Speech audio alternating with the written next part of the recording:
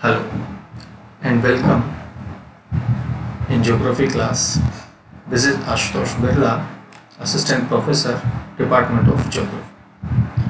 आज का हमारा विषय है भारत की जलवायु पर। जिस देश में हम रहते हैं उस देश की जलवायु की जानकारी प्राप्त करना हमारे लिए बहुत ही ज़्यादा महत्वपूर्ण हो जाता है। और भारत एक ऐसा देश है, विश्व का एकमात्र भी हम इसे कह सकते हैं, जहां पर विश्व के अंदर जितने भी प्रकार की जलवायु पाई जाती है वो सारे प्रकार हमें भारत के अंदर दिखलाई देते हैं। सामान्य तौर पर सबसे पहले हमें ये जानना जरूरी होता है कि जलवायु हम किसे कहते हैं। सबसे पहली बात ये आती है कि हम कई बार सामान्य अर्थों में जलवायु और मौसम इन दोनों को समान अर्थों के अंदर प्रयोग में ले लेते हैं, जबकि वास्तव में मौसम जो होता है वो अल्पकालीन वायुमंडलीय दशाएं जो होती हैं उसको हम मौसम कहते हैं, और जब मौसम संबंधी दशाओं का जो औसत रूप होता है उसे हम जलवायु के नाम से जानते हैं। भारत की अगर जलवायु हम देख रहे हैं कि भारत, इसके लिए ये कहा जाता है कि हम भारत की जलवायु के बारे में नहीं, भारत की जलवायुओं के बारे में बात कर सकते हैं। तो इसका अर्थ यही है कि भारत के अंदर जलवायु में बहुत ही अधिक विभिन्नता पाई जाती है।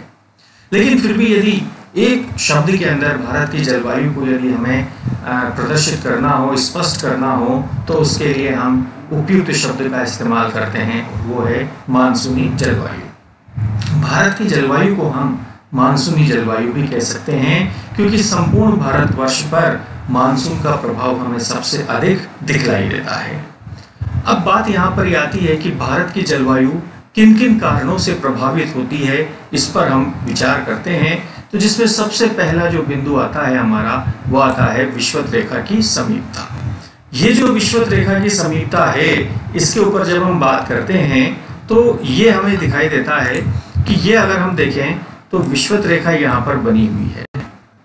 विषुवत रेखा जो यहाँ पर बनी हुई है, इस रूप में अगर हम बात करें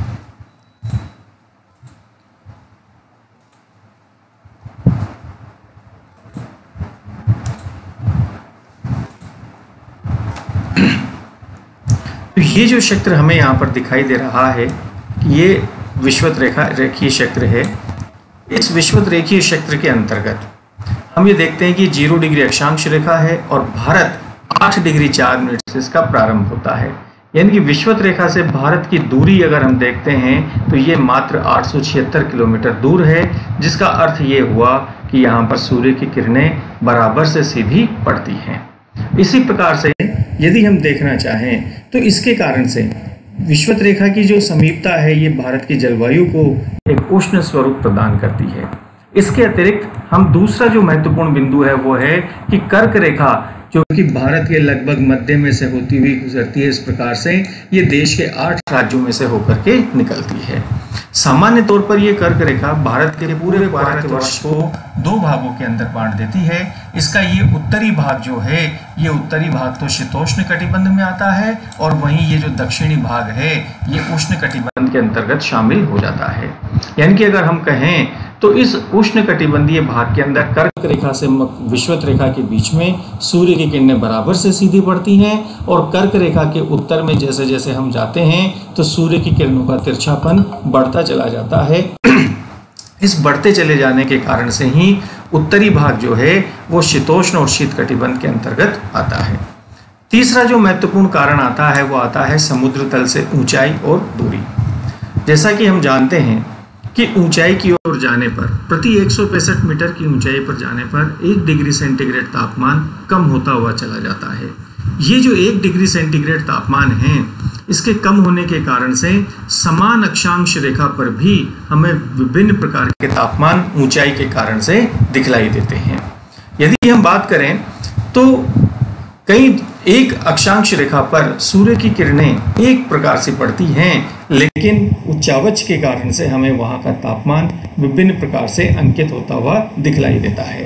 यदि हम भारत में बात करें तो उदाहरण के रूप में जैसे हम आगरा और उसके साथ साथ हम दार्जिलिंग की बात यहाँ पर हम कर सकते हैं, तो ये दोनों जो हैं ये एक ही अक्षांश रेखा पर स्थित हैं, लेकिन आगरा के तापमान में और दार्जिलिंग के तापमान में अत्यधिक अंतर पाया जाता है। शीतकाल में जहां पर आगरा का तापमान 18 डिग्री के लगभग रहता है, वहीं दार्जिलिंग का तापमान माइनस में भी चला जाता है। तो ये जो अंतर हमें दिखाई दे रहा है, ये केवल उच्चावच के लिए ही दिखाई दे रहा है। और हमने पहले भी जानकारी प्राप्त की थी कि भारत के अंदर धरातलीय विविधताएं पाई जाती हैं। यहाँ का धरातल विभिन्न प्रकार का उच्चावच लिए हुए है, जिसके कारण से यहाँ उसका प्रभाव हमें जलवायु पर भी पड़ता हुआ दिखलाई देता है। उसी प्रकार दूसरा बिंदु आता है, वो आता है समुद्र से दूरी। जैसा कि हमने पिछली क्लास के अंदर भी बात की थी यहाँ पर कि भारत का जो दक्षिणी भाग है वो 3 ओर से समुद्रों से घिरा हुआ है, अरब सागर, बंगाल की खाड़ी और हिंद महासागर। हम ये भी जानते हैं कि भारत जो है वो 3 ओर से सागरों से घिरे होने के कारण से ये जो दक्षिणी भाग है वो उष्ण कटिबंध में होते हुए भी उपोष्ण प्रकार का है, क्योंकि यहाँ पर सागर का समकारी प्रभाव काम करता है।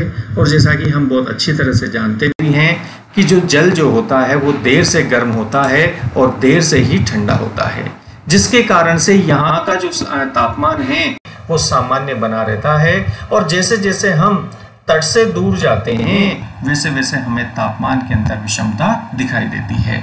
इस सागर के समकारी प्रभाव के कारण ही दक्षिणी भाग के अंदर ग्रीष्म और शीत दोनों ऋतुओं के अंतर्गत हमें तापमान समान सा दिखलाई देता है।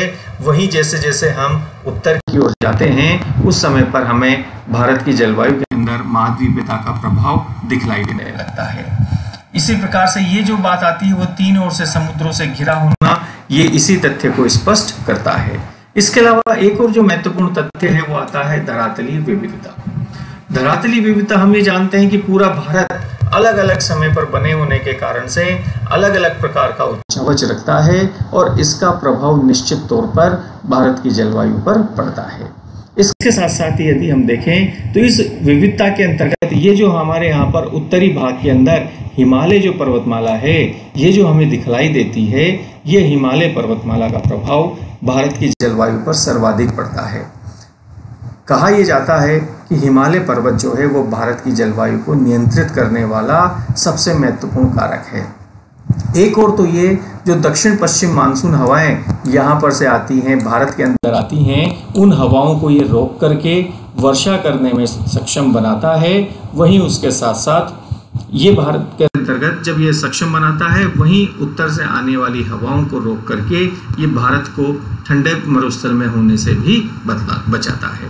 तो इस प्रकार हम ये कह सकते हैं कि हमें ये कई जगह पर यहाँ पर ये दिखलाई देता है कि ये जो पूरा का पूरा भारत का जो भाग आता है वो पूरा का भारत का भाग हमें इस प्रकार से विभिन्न क्षेत्रों के अंतर्गत दिखलाई देता है, जो कि जलवायु के अंदर हमें यहाँ पर प्रभावित होते हुए भी दिखलाई देता है। इस प्रकार से हम इन बिंदुओं को जरूर ध्यान रखें कि भारत की जो जलवायु है वो विभिन्न कारकों से प्रभावित होती है, जिनके अंतर्गत हम विषुवत रेखा की समीपता, कर्क रेखा का देश के मध्य भाग से गुजरना और उसके साथ साथ समुद्र तल से ऊंचाई और दूरी, ये सभी बातें इसके अंतर्गत शामिल की जाती है। हम एक बार इसको हटा देते हैं ताकि हमें अगली स्लाइड्स के अंदर और चीज़ें समझने में आसानी रहे।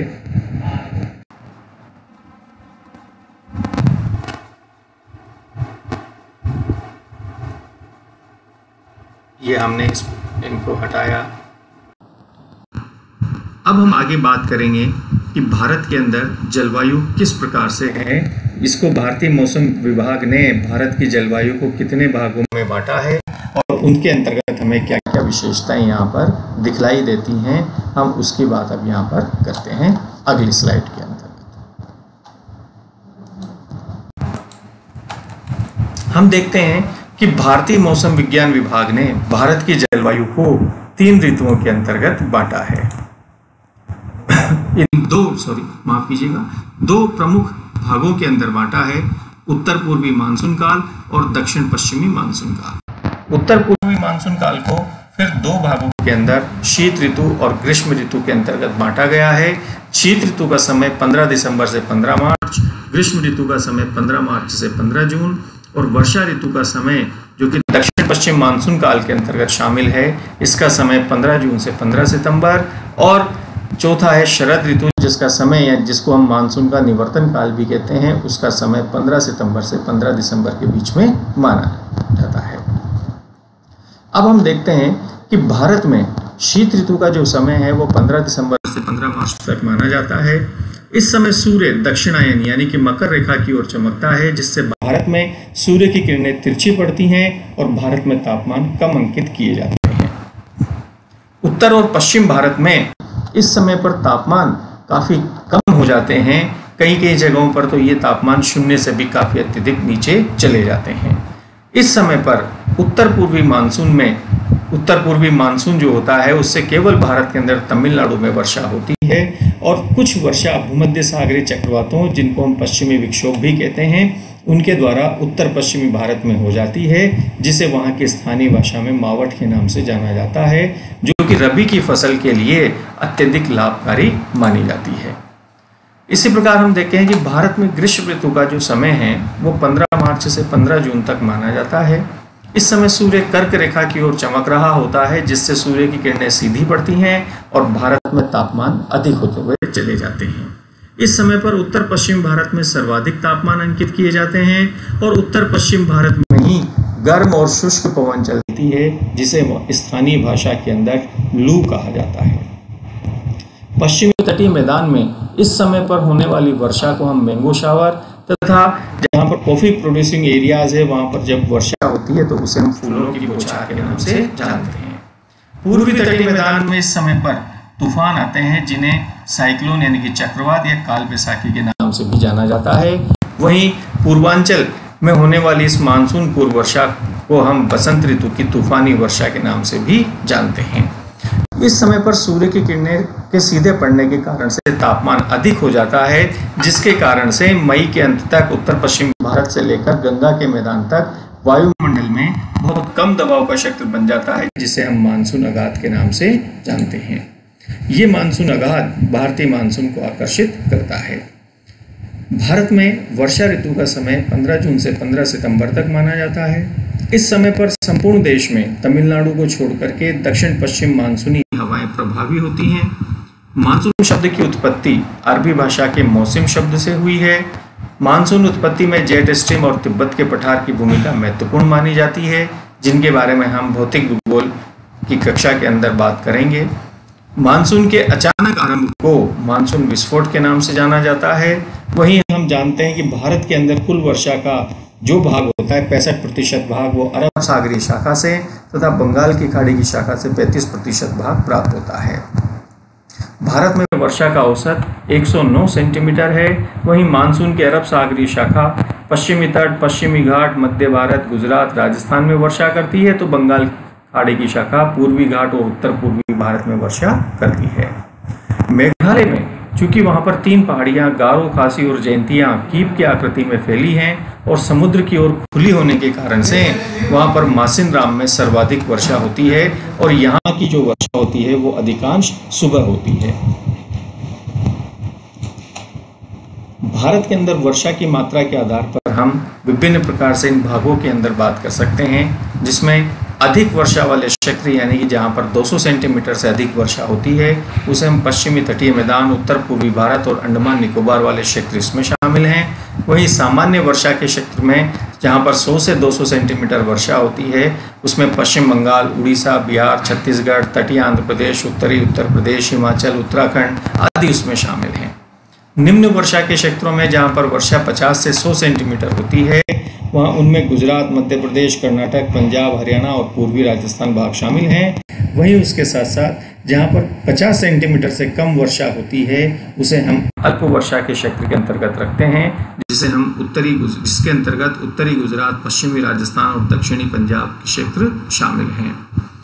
इसी प्रकार हम भारत मानसून की वर्षा के अंतर्गत एक विशेषता हमें देखने को मिलती है, वो ये कि कई बार मानसून के अंदर एक लंबा गैप आ जाता है और उस आने वाले शुष्क दौर को ही हम मानसून विच्छेद के नाम से जानते हैं।